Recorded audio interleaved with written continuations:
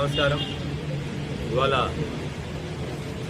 Bodhan division పోలీసులు, but ముఖ్యంగా Bodhan rural పోలీసులు 29వ తారీఖున దొరికిన అనుమానాస్పద స్థితిలో దొరికిన ఒక 6 ఏళ్ల పాప,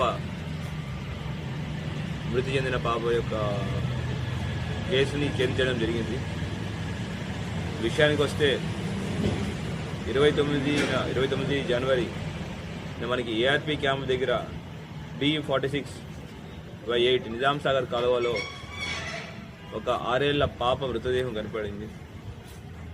అనుమానాస్పద పరిస్థితుల్లో అమ్మాయి చనిపోయి ఉండడం, దాని మీద మనకి ఇన్ఫర్మేషన్ వస్తే ఇమీడియట్గా అంత చిన్న ఏసీపీ గారు, తర్వాత సిఐ అండ్ ఎస్ఐలు సీన్కి వెళ్ళడం జరిగింది.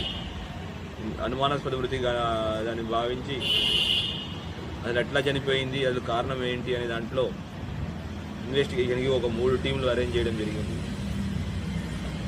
అరేంజ్ చేసుకుని 3 టీంల ద్వారా ఈ పాప ఎక్కడ, అసలు ఈ పాప యొక్క ఐడెంటిటీ ఏంటి, అది ఎందుకు చనిపోయింది, అలా ఎవరు చంపారు, లేదా చనిపోయారు అనే దాని విషయం మీద లోతుగా ఇన్వెస్టిగేషన్ చేస్తూ టెక్నికల్ అనాలిసిస్ మరియు మిగతా వాట్సాప్, సోషల్, తర్వాత హార్ట్ ఇంటెలిజెన్స్ ద్వారా తెలిసిన విషయం ఏంటి అంటే, దీనిలో ముఖ్యంగా మొత్తం అన్ని విధాలుగా ప్రయత్నిస్తుంటే ఒక సుధీర్ అనే కానిస్టేబుల్ PC630 ఆయన వాట్సాప్ స్టేటస్లో ఈ అమ్మాయి కనిపించట్లేదు, ఈ అమ్మాయి ఇక్కడ చనిపోయి ఉంది అని దాంట్లో సెర్చ్ చేస్తుంటే ముఖేడ్ మహారాష్ట్ర గ్రామస్తులు ఈ అమ్మాయి యొక్క నేటివిటీ ఏముంది, ఈ అమ్మాయి ఫలానా కెరూర్ గ్రామం ముఖేడ్ తాలూకా అని చెప్పడం జరిగింది.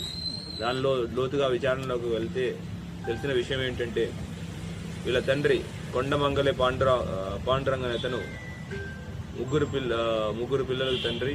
అతను ఆ గ్రామంలో, కొరూరు గ్రామంలో విరాట్ అనే సెలూన్ నడుపుతూ ఉండేవాడు. అదే సెలూన్కి గణేష్ షిండే అని ప్రస్తుతం సర్పంచ్, ఆయన రెగ్యులర్గా వస్తుండేవాడు. వీళ్ళ డిస్కషన్లో ఏంటి అంటే, ఒక 6 నెలల్లో మహారాష్ట్రలో